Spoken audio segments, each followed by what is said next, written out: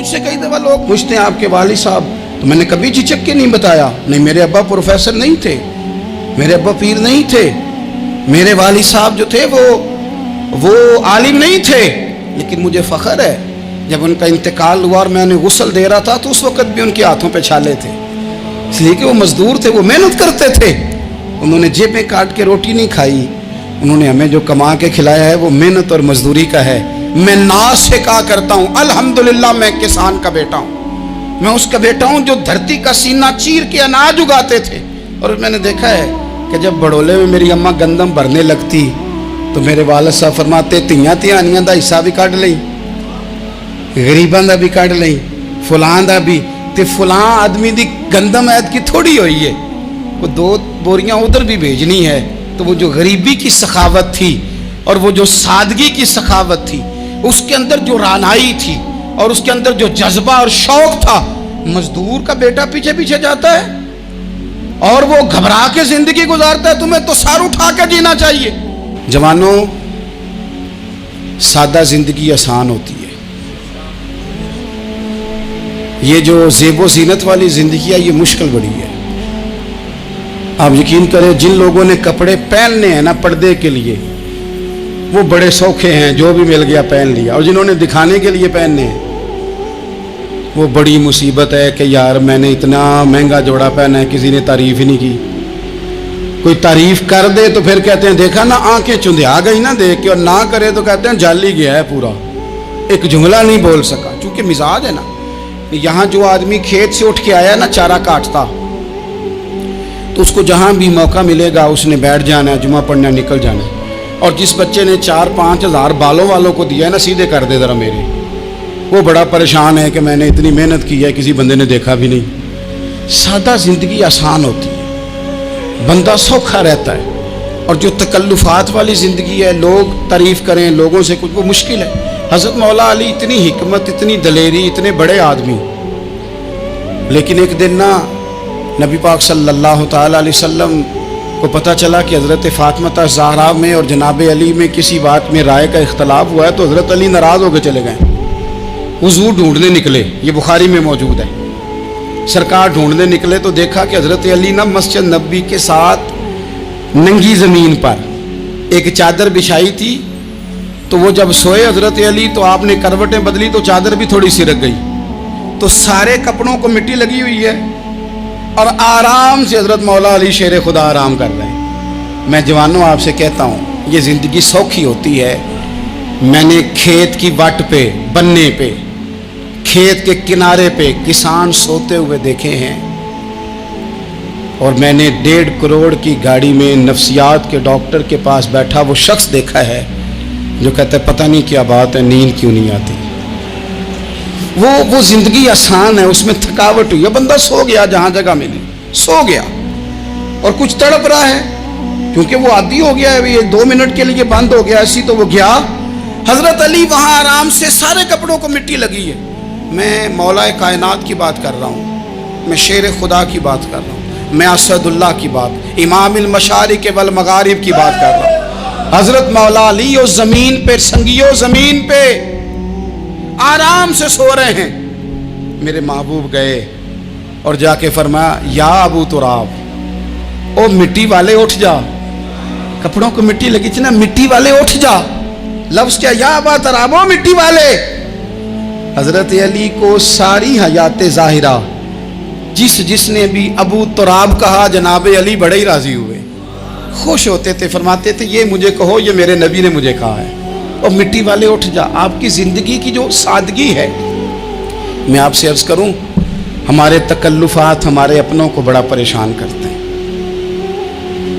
ایک دماغ وہ ہوتا ہے جو جہاں بٹھاؤ بیٹھ گیا، تو بوڑھا سسر بھی سکون میں ہے، ساس بھی آرام میں، اور ایک وہ ہے کہ جو ہر بات میں بگڑتا ہے کہ یہ چادر میرے شایان شان تھی جو بچھائی ہے، تو پتہ نہیں ہے میں کون صاحب ہوتا ہوں، تم نے میری مرضی کے مطابق فلانا کام نہیں کیا۔ آپ یقین کریں سسر بیچارہ ادھار پکڑتا پھرتا ہے کہ داماد صاحب آ رہے ہیں، ہر بات میں رٹا، ہر بات میں جھگڑا۔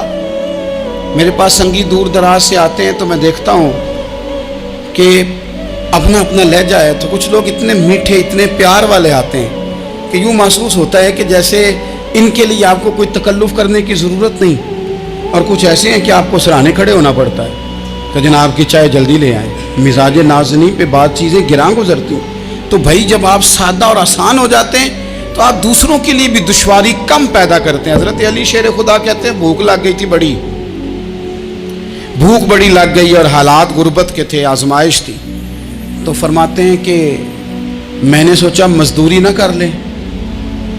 ہم کیا کرتے ہیں، جو زیادہ غریب ہے وہ مانگ لیتا ہے، جو درمیانے طبقہ ہے کا وہ ادھار لے لیتا ہے۔ حضرت مولا علی نے کیا فرمایا؟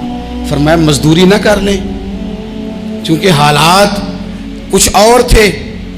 تو حضرت مولا کائنات شیر خدا کرم اللہ تعالی وجہ الکریم فرماتے ہیں، یہ سادگی دیکھیں، آپ فرماتے ہیں میں مزدوری ڈھونڈنے نکلا۔ کیوں نہیں ملتی ہمارے جوانوں کو مزدوری؟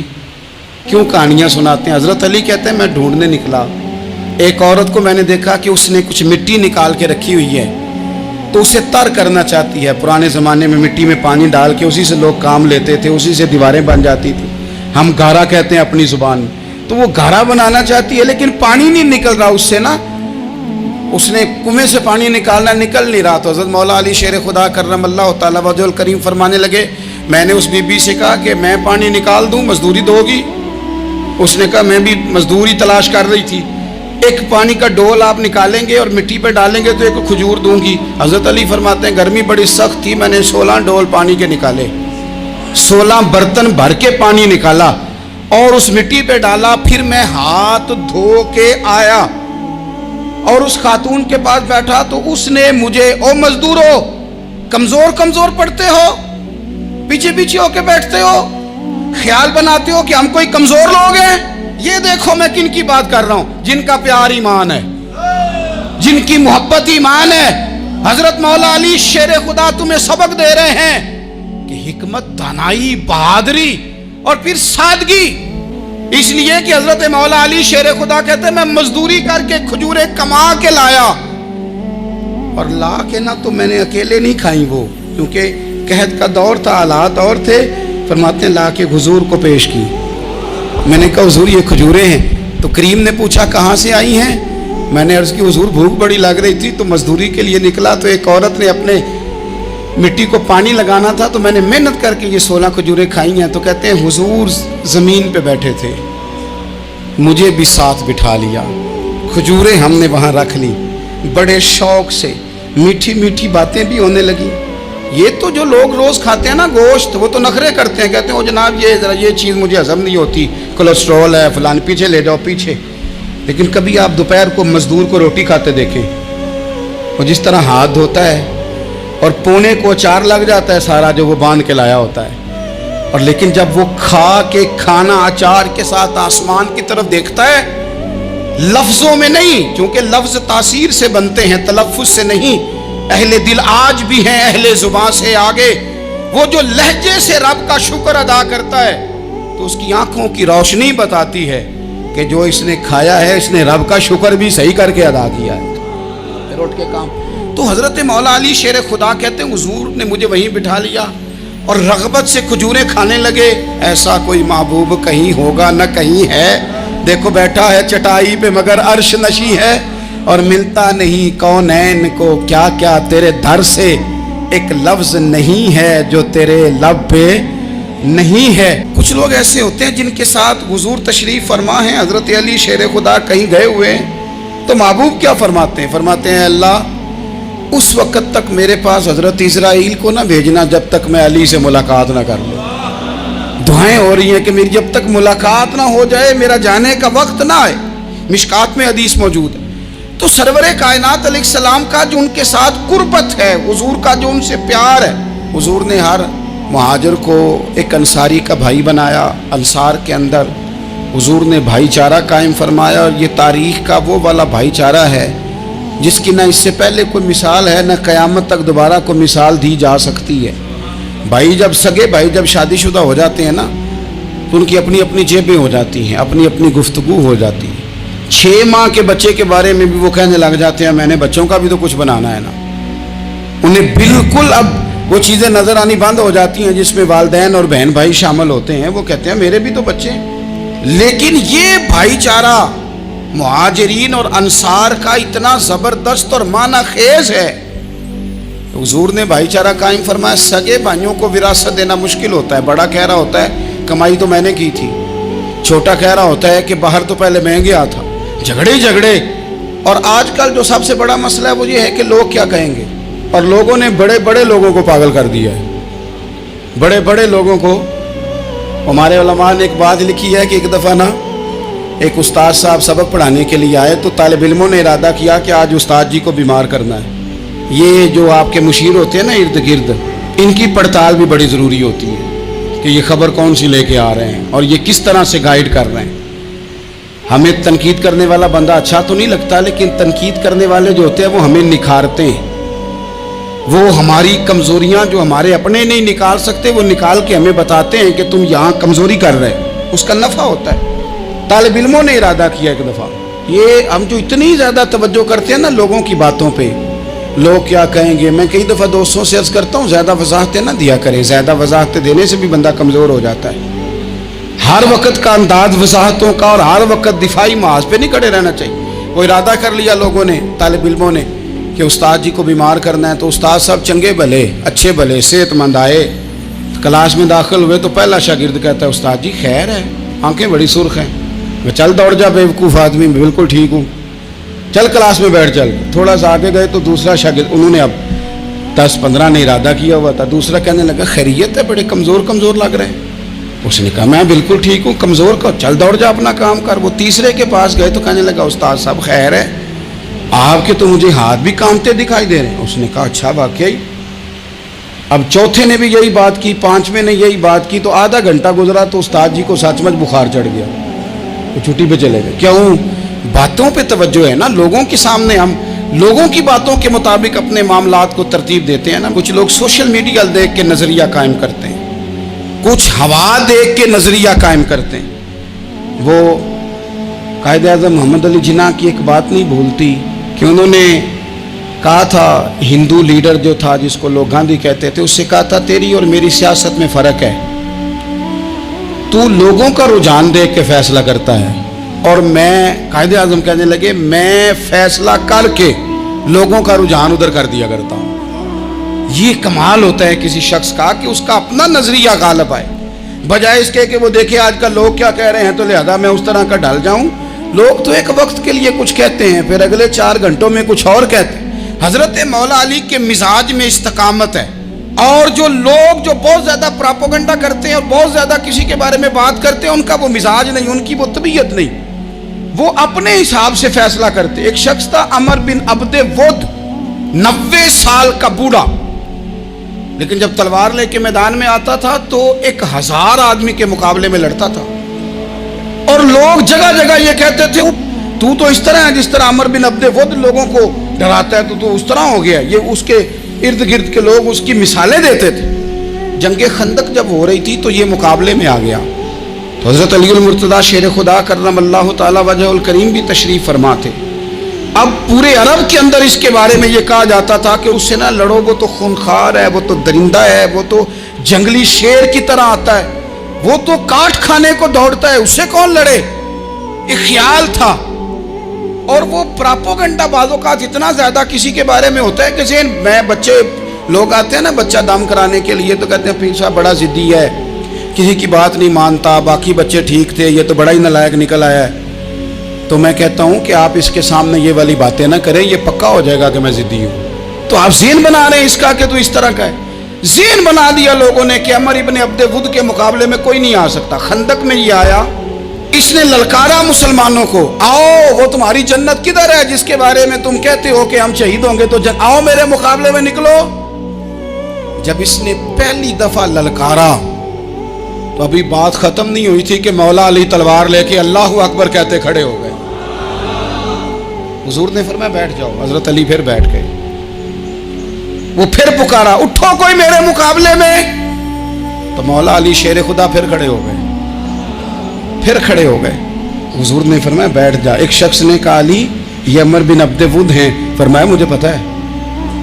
نہیں سمجھے آپ بات, میں آپ کو سمجھا کے لایا ہوں پیچھے سے کہ پراپوگنڈا کرتے ہیں نا لوگ, ہو آگے نہ جانا, یہاں کرنٹ بڑا زیادہ ہے. वोल्टेज बड़े सख्त हैं, तू आगे ना बढ़ना। भाई क्या हो जाएगा, उठ बांध कमर क्यों डरता है, फिर देख खुदा क्या करता है। हजरत अली तीसरी दफा उसने कहा ना है कोई, तो हजरत अली फिर उठे। अब तो रसूल पाक सल्लल्लाहु ताला अलैहि वसल्लम ने थपकी दी। बाज़ जगह यह है कि हुजूर ने खुद तलवार थमाई, सर पे इमामा बांधा और हुजूर ने फतह याबी की दुआ फरमाई। हजरत अली घोड़े पे बैठे निकले और जब उसके सामने गए तो जाके कहने लगा मेरा पता है।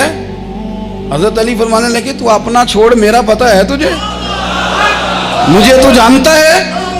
कहने लगा मैं 1000 के मुकाबले में अकेला लड़ता हूं। हजरत अली शेर खुदा फरमाने लगे पता नहीं तू किन से लड़ता रहा है, जाने वो कौन है जिनसे तू लड़ता रहा है, वो कौन 1000 थे जो तेरे मुकाबले में आते थे, पता नहीं। तो कहने लगा मेरा नाम मेरी माँ ने अमर बिन अब्दे वुद रखा है। फरमाया छोड़ तू, मेरी माँ ने मेरा नाम हैदर रखा है।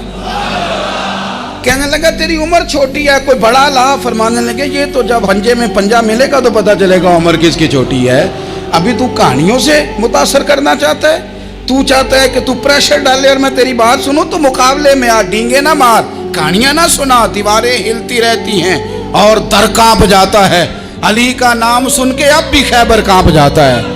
तू मुकाबले में आ, तू बातें बना रहा है, कहानियां सुना रहा है। वो कहने लगा तू बच्चा है, मैं चाहता नहीं तेरा खून बहाऊं। तो हजरत अली कहने लगे मैं बड़े दिन से परेशान हूं कि किसी बेईमान का खून बहाया क्यों नहीं, मेरा बड़ा दिल कर रहा है तेरा खून बहाऊं। उसने बड़ी जोरदार ज़रब लगाई, गुस्से में इतना पागल हुआ क्योंकि उसके बारे में मारूफ था कि वैश्य मिजाज आदमी, इतना सख्त पागल हुआ गुस्से में, उसने अपने घोड़े के पैर काट डाले। पहले तलवार घोड़े को दे मारी, उसको काट के दौड़ा। ये क्यों करते थे लोग, अरब के लोग उस वक्त ये काम करते थे कि हमने घोड़ा ही मार डाला है ताकि हम भाग ना सके। कहते ना कश्तियां जला दी हैं कि अब वापस जाने का रास्ता ही बंद हो जाए, घोड़े के पैर काट डाले के भागना नहीं। और बड़ी जोर से उसने ज़रब लगाई हजरत अली पर। हजरत अली ने जब रोकी तो वो ढाल टूट गई हजरत मौला अली की, और आपके इमामे को उसकी तलवार भी लगी। आपने फरमाया दिखा लिया तूने जोर, अब मेरी बारी है। हजरत मौला अली शेर खुदा का कद बज़ाहिर छोटा था। सहाबा कहते हम दूर से देख रहे थे, अल्लाहु अकबर कह के थोड़ा सा जमीन से वो उठे, थोड़ा सा उठे और फिर दोबारा नहीं उन्हें तलवार चलानी पड़ी, एक ही ज़रब लगाई और उसके 2 टुकड़े करके उसे जमीन पे फेंक दिया। तो अजीज दोस्त आप याद रखेंगे इस बात को कि अपनी जिंदगी के अंदर मरूब होना छोड़ दें, रोब में हो। तातारियों ने मुसलमानों को मरूब कर लिया था, रोब डाल लिया था कि हम बहुत बड़े लोग हैं। यही आज हमारे साथ बहुत सारे लोग करते हैं, दिलों में रोब आ जाता है, अमीर रिश्तेदार का, फलाने का, फिर वो जो मर्जी करता है। तातारियों की एक बीबी वो क्या करती, वो 9-10 मुसलमान नौजवानों को सड़क पे खड़ा कर जाती, कहती इधर खड़े होना, मेरे आने तक हिलना ना। जवान है लेकिन रोब है ना कि ये बड़े वैशी हैं। वो अकेली बीबी अंदर जाती, तलवार ले आती और वो खड़े हैं, वो भागे भी नहीं, इतना डर गए, टांगे कांप रही, भागने की भी जरूरत नहीं कर रहे। तसल्ली से गई है, तलवार लेके आई है और उसने 9 जवान मुसलमानों के गले काट दिए। इस रोब से निकले बाहर, नौजवानों से कहते हो निकलो। और जिन लोगों ने दुनिया में इनकलाब बर्पा किया वो गरीब घरों के थे, वो लोग थे कि जो बाजार किसी बड़े कबीले से नहीं थे। आप मेहनत करें, तालीम हासिल करें, जद्दोजहद करें, मुशक्कत करें, अपनी ज़िंदगी में कुछ मकासद के हुसूल के लिए आगे बढ़ें। और अगर आप कहें कि दाएं बाएं मेरे फलां आदमी मुझे ये मशवरा दे रहा है, तो कुछ लोग दुनिया में बातें करने आए हैं, उन्होंने बातें करनी है और बड़ा फ़ायदा होता है, उनको बातें कर लेने दें, उनको करते रहने दें। काम करने वाला बंदा काम करता है और करता ही चला जाता है, वो मंजिल तक पहुंच जाता है। तो हजरत अली के मिजाज में दलेरी है, हिम्मत है, एक बात। और दूसरी बात दानाई, हिकमत। ये जो हमारे फैसले हैं ना जज्बाती, और जनाब आज फलाने ने ये कह दिया तो मेरा प्रोग्राम ये बन गया, तो फिर कल किसी ने और कुछ कह दिया तो मेरा प्लान और बन गया। मैं सबसे ज़्यादा उन लोगों के हक में परेशान होता हूँ जो सवेरे कुछ और कहते हैं, दोपहर को कुछ और कहते हैं, शाम को कुछ और कहते हैं। भाई आपका कोई नज़रिया होना चाहिए, कोई विज़न होना चाहिए ज़िंदगी में, आपके अंदर कोई हिकमत और दानाई होनी चाहिए। उसके लिए क्या करने की ज़रूरत होती है? اس کے لیے ضرورت ہوتی ہے کہ آپ کا ذہن ایک طرف ہو. میرے اسا فرمایا کرتے تھے زندگی میں ایک کام کر لو پر صحیح کر کے کر لو. ہم نے تو سارے کام کرنے ہیں. آج کل ہر بندہ صحافی ہے, ہر بندہ تجزیہ نگار ہے, ہر بندہ سیاستدان ہے, ہر بندہ ہی مفتی ہے, ہر بندہ ہی جناب واعظ ہے, ہر بندے کے پاس ہی کچھ مسئلے. اس کا نقصان یہ ہے کہ کسی کے پاس بھی کچھ نہیں. وہ کسی درویش نے کہا تھا کہ جب سب لیڈر ہوں تو سمجھو کوئی لیڈر نہیں, کیونکہ سارے جو لیڈر ہو گئے. میرے عزیز, ایک طرف ذہن کو رکھیں اور اپنے اس کام میں کمال پیدا کریں. حضرت مولا علی شیر خدا کو اللہ نے حکمت دی تھی. نبی پاک صلی اللہ تعالی وسلم کے صحابی حضرت عبداللہ ابن مسعود رضی اللہ تعالیٰ عنہ فرماتے ہیں, امام ابو نعیم نے لکھا ہے کہ حضرت عبداللہ ابن مسعود فرماتے ہیں نبی پاک صلی اللہ علیہ وسلم نے فرمایا اگر حکمت کے 10 حصے کیے جائیں نا, دانائی کے 10 حصے کیے جائیں, تو اس میں سے 9 حصے اللہ تعالیٰ نے حضرت علی کو عطا فرمائے ہیں اور ایک حصہ باقی لوگوں کو ملا ہے. دانا تھے, معاملہ فہم. کچھ بندے بڑے منافق قسم کے تھے, تو حضرت علی اذان ہو گئی تو وہ حضرت مولا علی شیر خدا کے پاس آ گئے. اذان ہو گئی, حضرت علی نے جماعت کرانی. ان کا خیال تھا کہ آج ہم نے جماعت لیٹ کرانی ہے کسی طریقے سے. ہم چونکہ زیادہ باتیں, میں دوستوں سے کہتا ہوں بہت زیادہ خبریں نہ دیکھا کرو, بہت زیادہ بھی چیزیں نہ سنا کرو. آپ تو میرے بھائی موبائل کے اندر چلے جائیں گے, پھر باہر کی دنیا تو اور ہے.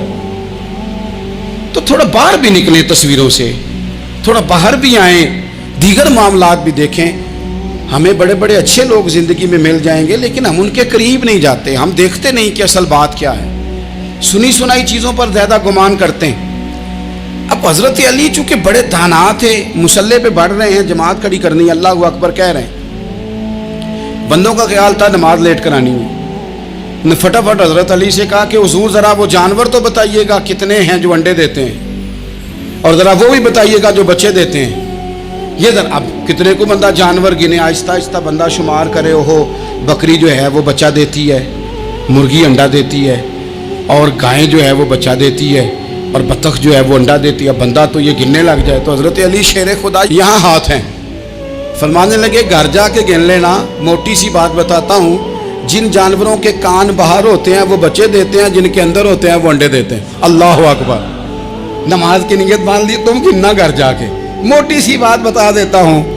وہ صاحب کہتے ہیں میں حضرت علی رضی اللہ تعالیٰ عنہ کو الجھانے آیا تھا, میں خود بڑا الجھ گیا.